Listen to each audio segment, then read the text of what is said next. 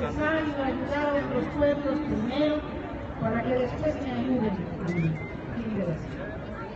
Ojalá que haya llegado un hilo que une y separa la lucha democrática de la revolución, el antiimperialismo, de la aspiración a la armonía de los pueblos sobre la base del respeto al derecho ajeno, permita a Andrés Manuel y a todos nosotros contribuir a que se teja el México de hoy y de mañana, voy atrás, el tiempo de las pequeñas y grandes luchas que millones de anónimos seres humanos viven en sus territorios y los de nuestros hermanos latinoamericanos por una verdadera paz digna y diversa, ubicada en la convicción de la necesidad del encuentro por una causa común.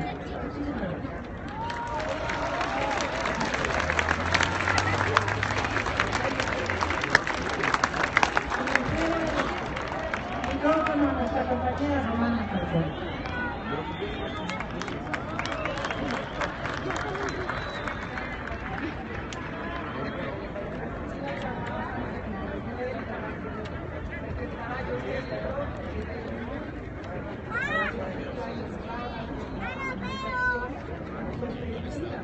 Si hay alguien que no tiene segundo de libra, el minuto que perder, ¿no sale?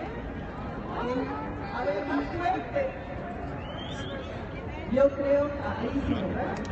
Decía yo que para mí fue una sorpresa que Andrés Manuel, que no tiene un minuto de su vida para perder, que tiene tantos compromisos y recorridos, si hubiera dado el tiempo de escribir un libro de historia, con todo lo difícil y tardado que eso es, viendo archivos, viendo periódicos, viendo archivos.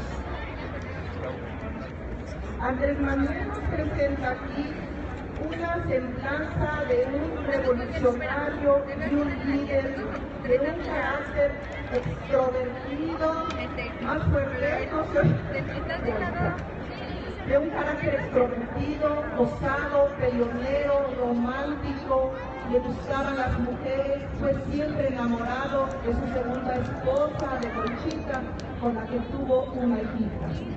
Haré una breve semblanza de él, porque lo que nos dice aquí Andrés Manuel es que hay personajes que tienen valores morales que pueden llevar a la sociedad a metas más justas y más democráticas. Y en ese sentido, yo creo que la biografía de Catalino Garza es un espejo en donde se refleja Andrés Manuel. Como ya dijo Raquel, Andrés Manuel era del norte de México, vivía en una frontera muy diferente a la de ahora, por Catarino, Andrés Manuel. Catarino. Andrés Manuel es de Tabasco. Vivía en una frontera porosa, flexible, imaginaria, donde los mexicanos no eran la frontera, sino que la frontera los habría cruzado a ellos. Había un gran orgullo en ser mexicanos y ese es un primer punto que yo quiero resaltar, porque este libro nos habla a los problemas de ahora.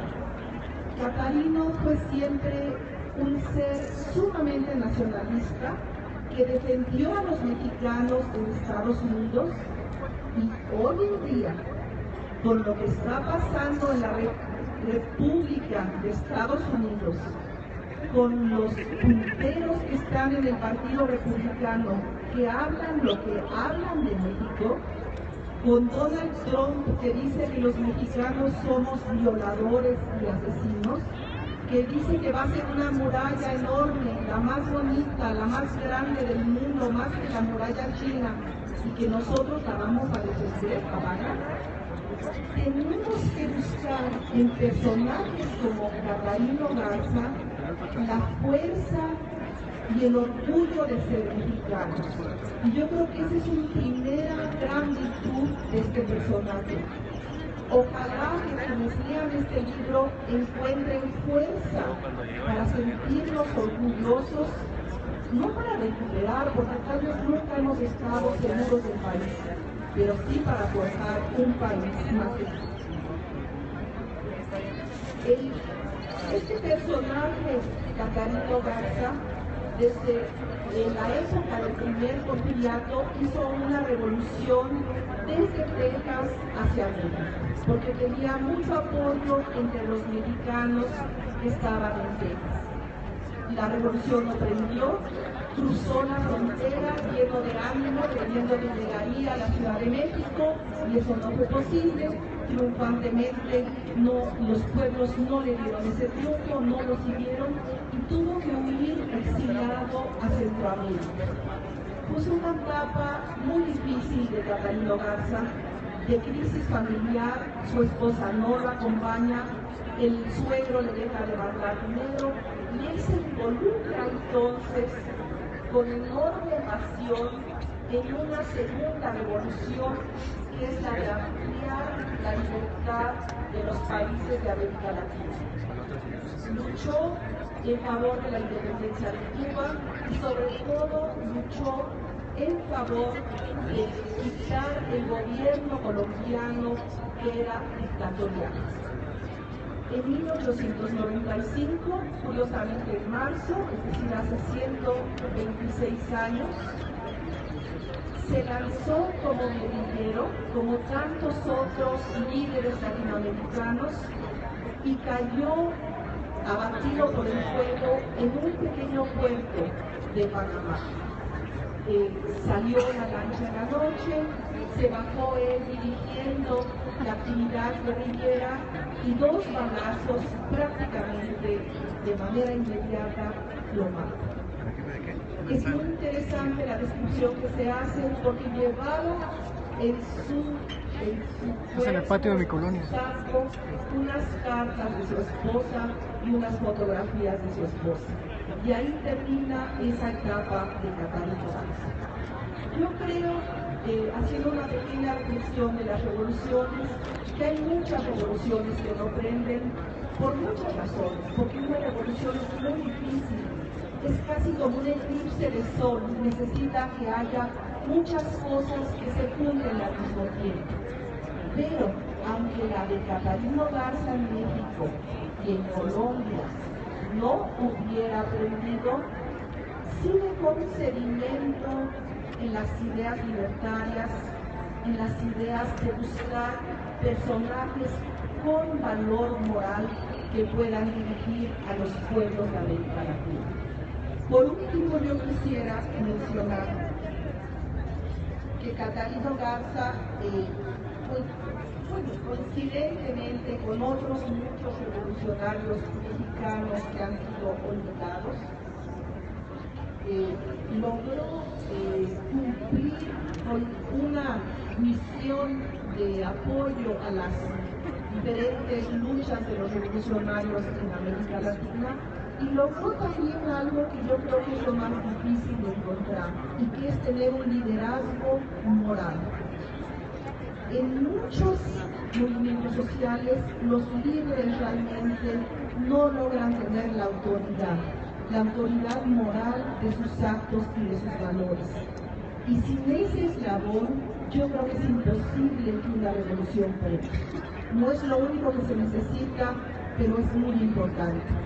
Y en ese sentido, yo creo que aquí, el día de hoy, en México, la presencia de López Obrador sí garantiza esta autoridad moral. Así que bueno, esperanzas sí tenemos muchas. Quisiera terminar brevemente, porque yo sé que aquí, pues todos los que venimos, yo estaba del otro lado, siempre venimos a oír a Andrés Manuel, pero quisiera terminar con unas palabritas de Elena Poniatowska. Nadie lo puede decir mejor que él. Andrés Manuel escribe historia para avanzar en la interpretación del mundo, para transformar a la sociedad, para participar políticamente, para defender principios y causas sociales. También porque en él, en Andrés Manuel, hacer historia es una inclinación natural. La historia le gusta, y escribirla es fortalecer nuestra conciencia colectiva, recuperarla y finalmente construir la identidad del único país que tenemos, México.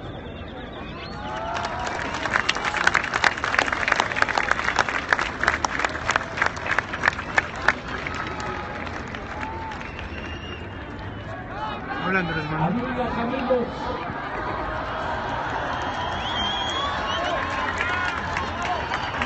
me da mucho gusto estar de nuevo con ustedes. Muchas gracias de todo corazón por estar aquí. Es la presentación de este libro muy importante que trata sobre la vida de un héroe anónimo, como muchos héroes que a lo largo de nuestra historia han luchado por la libertad, por la justicia, por la democracia y por la soberanía nacional. Quiero agradecerles por estar aquí, a todas, a todos ustedes, porque esto es lo más importante, la presencia de ustedes. Siempre recuerdo lo que decía el presidente Juárez: con el pueblo todo, sin el pueblo nada. Muchas gracias por estar aquí.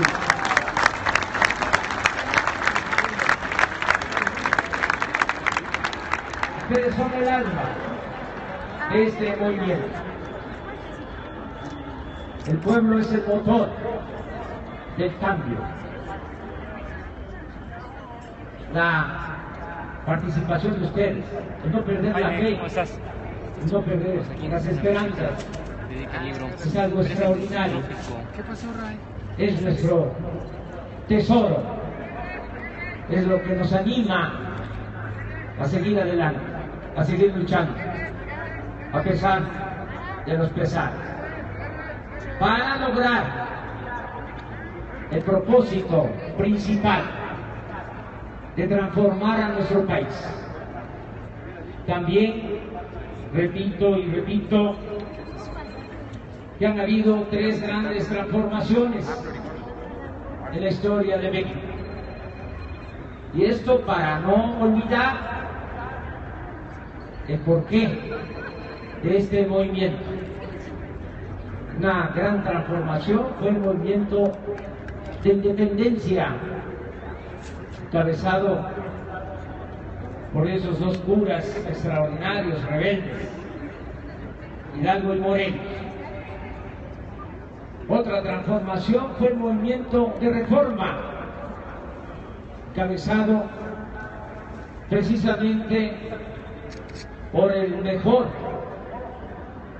presidente que ha habido en la historia de nuestro país, Benito Juárez García. Esa fue una gran transformación. Imagínense enfrentar en ese entonces a los conservadores, que como ahora se oponían a los cambios, y cuando ya estaban prácticamente derrotados, se atrevieron, porque así son, a ir al extranjero y a traer a un príncipe y a una emperatriz, y nos invadió el ejército más poderoso del mundo. Háganle un screenshot y me Desde lo mandan. entonces, el ejército francés. Pero Juárez, los liberales, nunca perdieron la fe en la causa que defendía. No se rindieron, lucharon con perseverancia y se logró la restauración de nuestra república y se expulsó a los invasores. La tercera transformación fue precisamente el movimiento revolucionario de 1910. Pero hubo precursores de ese movimiento, unos muy reconocidos en la historia y otros olvidados, como Catarina, que llamó a tomar las armas 18 años antes de que lo hiciera ese apóstol de la democracia que fue Francisco I. Madero. La revolución fue un movimiento para transformar, porque Porfirio Díaz se convirtió en un dictador, y también como ahora, porque la historia desgraciadamente se repite, entregó los bienes del pueblo y de la nación a particulares, sobre todo a extranjeros, que acapararon las tierras, se favoreció a latifundistas, se privatizó el agua, se entregó el petróleo, las minas de oro, de plata, de cobre, y dominaban 300 hacendados. Habían peones acasillados. Por eso fue la revolución. Hay todavía quienes le profesan admiración a Porfirio Díaz, porque ahí está todavía ese pensamiento conservador. Y llegan a decir que fue un buen gobernante. Si así hubiese sido, no hubiese habido revolución. Por eso es importante que aquí, en este monumento, estemos presentando este libro para no olvidar a quienes dieron su vida para transformar a México. Y ahora nosotros, y ese es el objetivo principal, queremos llevar a cabo la cuarta transformación de la vida pública de México.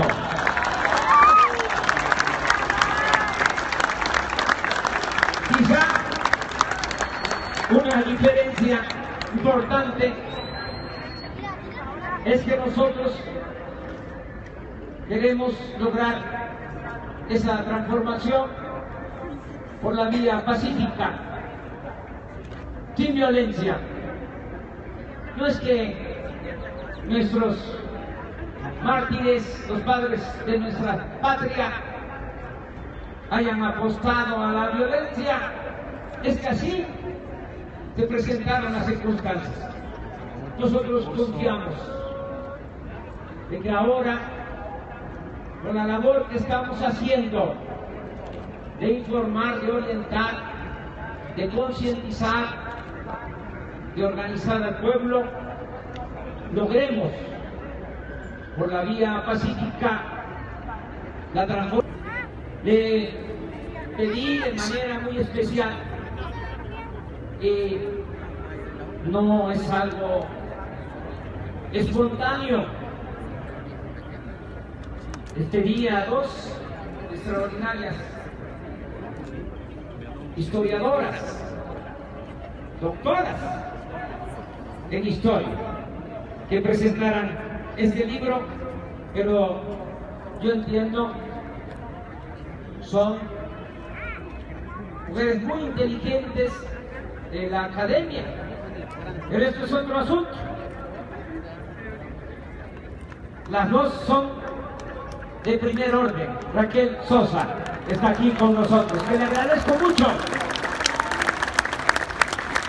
pero lleva casi 40 años dando clases en la Facultad de Ciencias Políticas pero sin el casi, me dicen, 40 años, pero en salones de 100, de 200, y aquí creo que hay un poco más de participantes. De todas maneras, su texto es muy bueno y decía yo que no es casualidad. Le pedí a Raquel que ella presentara este libro porque yo quiero agradecerle, porque ella tiene a su cargo la coordinación de todo el plan educativo que se está llevando a cabo en Morena, lo que tiene que ver con la creación de las universidades públicas y gratuitas.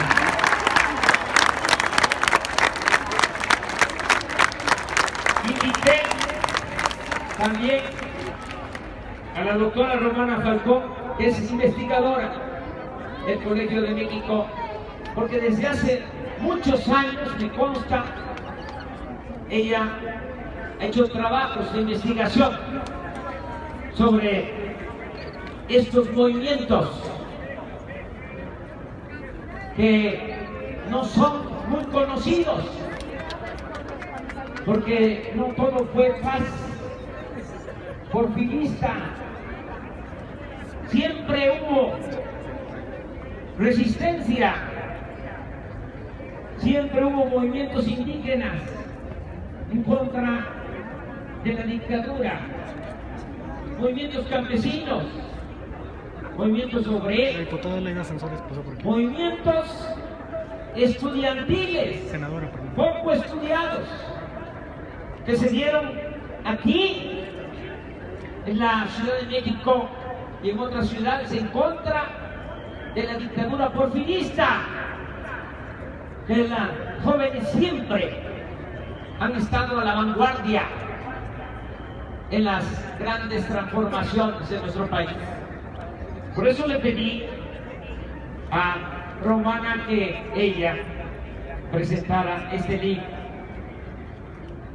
El personaje es fascinante, la historia de Catarino Erasmo Garza Rodríguez. Les recomiendo la lectura del libro. ¿Qué les puedo decir? Que nació en Matamoros, en un pueblo de Matamoros, Tamaulipas, en la frontera, y toda su vida la hizo en lo que hoy es el territorio de Texas, y en ese territorio que ahora no es tan liberal, surgió este personaje y organizó la revolución. ¿Qué demuestra esto? Que en cualquier lugar de la tierra, hasta en las circunstancias más difíciles, con autoritarismo, con tiranía, siempre hay mujeres y hombres que luchan enfrentando todas las adversidades por la libertad, por la justicia, por la democracia. De ahí surgió Catarino. Se fue formando poco a poco hasta ser un dirigente revolucionario, extraordinario. Y ya cuando era mucho el acoso, porque lo perseguía no solo el ejército mexicano, imagínense, en ese entonces estaba a cargo de su persecución el general Bernardo Reyes, que dominaba militarmente todo el norte. Pero también Catarino fue perseguido por el ejército de Estados Unidos, por los Rangers de Texas. De repente desaparece y se sabe de él que está ya en Costa Rica, en Puerto Limón. Y en ese entonces se reúne con otros dirigentes que luchan por lo mismo. Ahí conoce a Maceo, que estaba luchando junto con José Martí por la independencia de Cuba. Y ahí conoce a un personaje extraordinario que se vuelve leyenda, un general Uribe, que es el prototipo que utiliza Gabriel García Márquez como el coronel Buendía de su novela 100 años de soledad. Ahí se encuentran.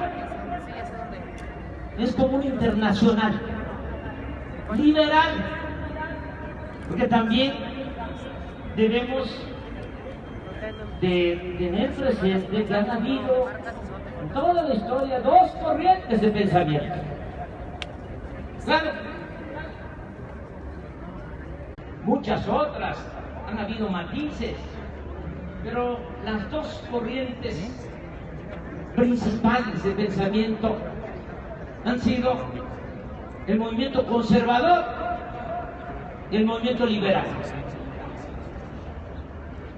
Ahí en Costa Rica se reúnen los liberales.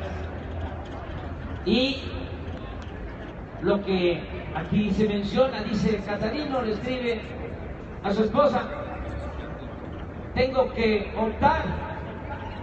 Primero, voy a ayudar a otros pueblos para que luego me apoyen a mí en mi propósito de liberar a México de la dictadura. Y luego tiene que decidir entre ir con Maceo a Cuba o ir con Uribe o con el general Avelino Rosas a liberar Colombia, y decide irse a Colombia y le encargan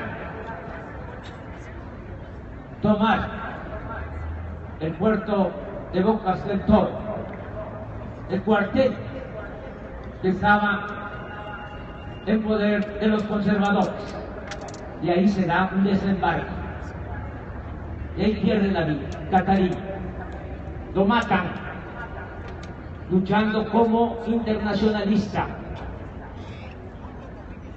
Hace poco, cuando yo estaba escribiendo este libro, un extraordinario historiador también de Durango, estábamos comiendo en el Salto Durango, y me dice: ¿qué opina que quieren traer los restos de Porfirio Díaz de París? Le digo: sí, que los traigan, pero que no olviden traer los restos de Catarino Garza, que está enterrado en una fosa común en Bocas del Toro, Panamá. Esa es la historia. Claro, yo la estoy resumiendo. Les va, creo, a gustar la historia y les va a gustar el libro. Pero yo escribo porque me interesa que se conozca la historia de nuestro país, porque de esa manera se aprende a hacer política. Está muy desprestigiado el noble oficio de la política, y por eso escribo, porque yo quiero reivindicar este oficio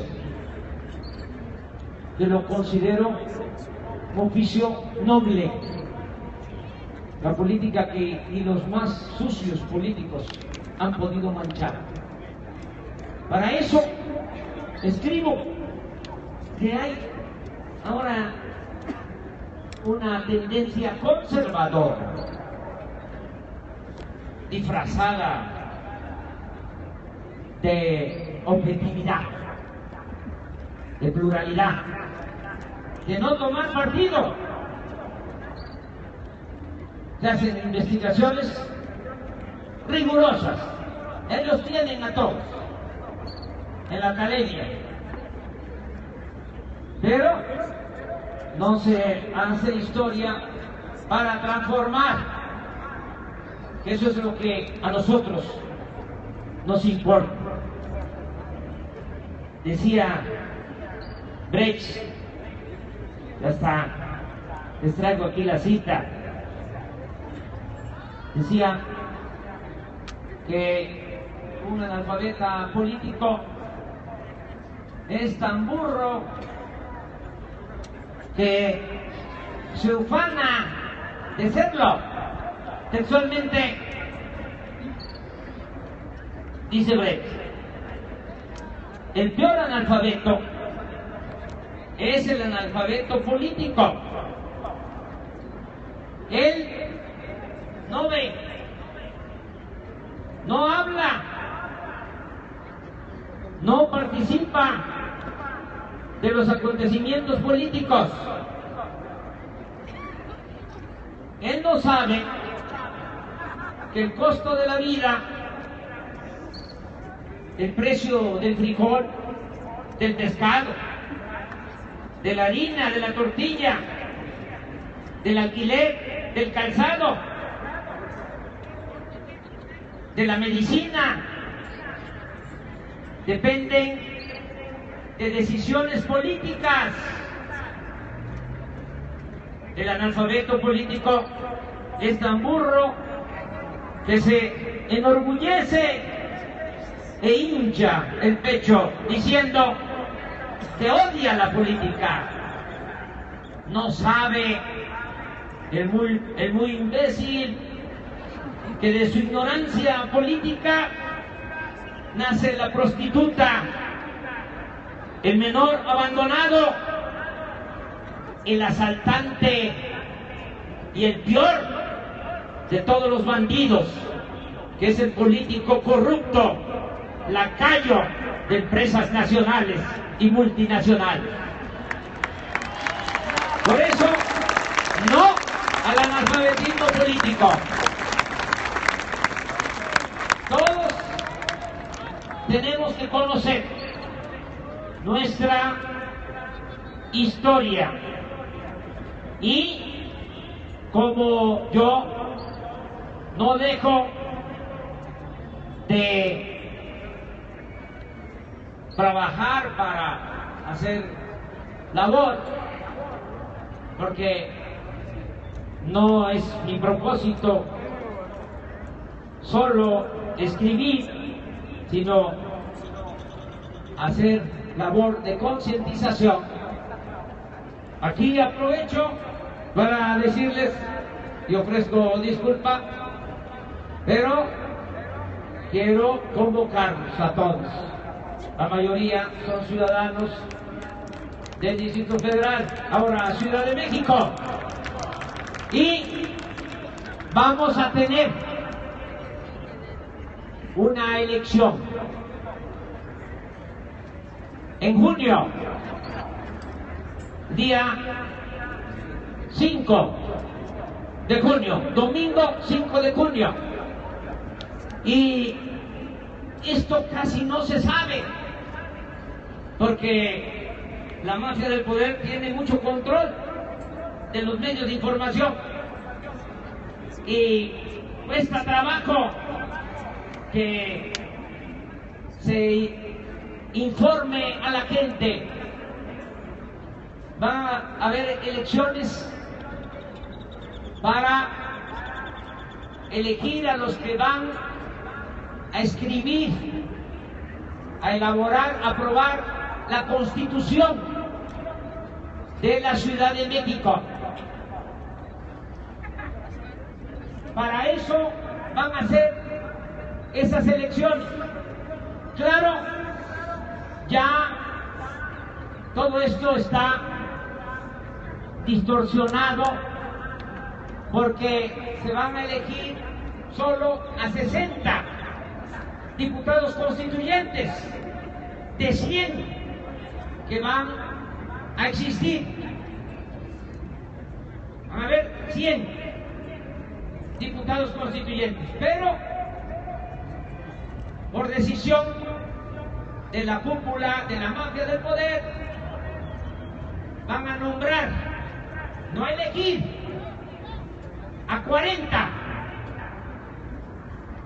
y solo le van a permitir a los ciudadanos del Distrito Federal elegir 60. 40 van a ser nombrados, designados, y solo 60 van a ser electos. Todo esto muy amañado para que nuestro movimiento no tenga mayoría y que ellos puedan hacer una constitución a la medida, de acuerdo a los intereses de la mafia del poder. Nosotros, a pesar de eso, a pesar de esa maña, a pesar de que las cartas están marcadas, vamos a participar porque les vamos a ganar la mayoría en la elección de los constituyentes. ¿Y saben que vamos a participar para que Morena, y lo digo así con toda claridad, para que Morena defienda como siempre al pueblo de la Ciudad de México? Porque es Morena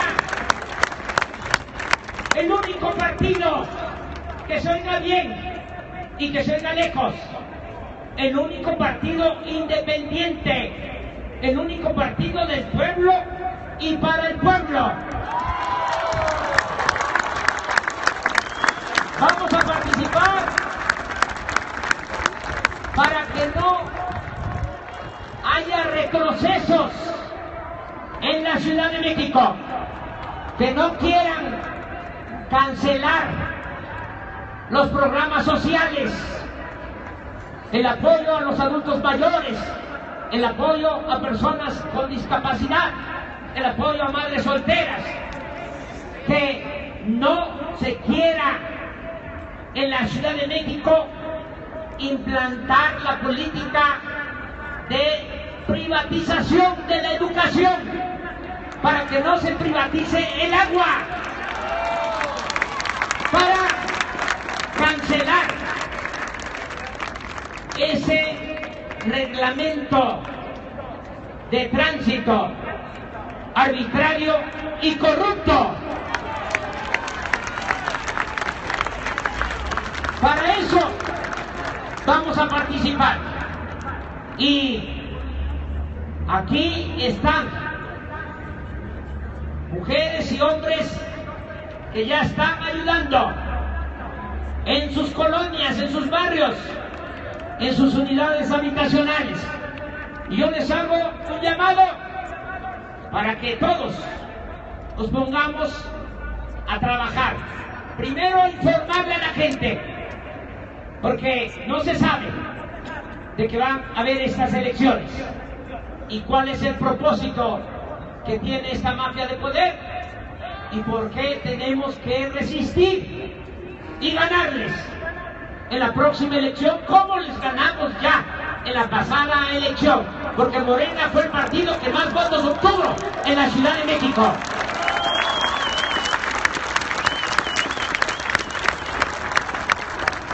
¿Nos van a ayudar a hacer ese trabajo? A ver, que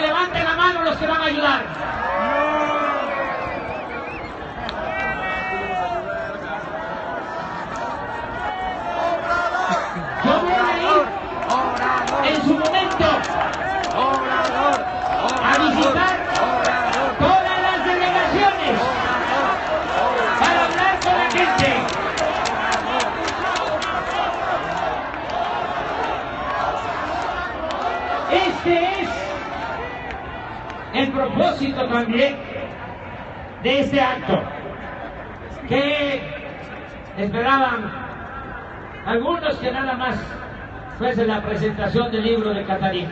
Sí, es muy importante. La historia de Catarino, la historia de los que han luchado por la justicia, por la democracia en nuestro país. Pero tenemos nosotros también que hacer historia. Para eso estamos aquí. Aprovecho para invitarles a participar. Y de nuevo, muchas gracias de todo corazón por no perder la fe, por no perder las esperanzas. Y tengan presente que nunca jamás vamos a traicionar al pueblo de México. Tenemos 3 principios que nos guían: no mentir, no robar y no traicionar al pueblo. ¡Que viva Catarino Erasmo Garza Rodríguez!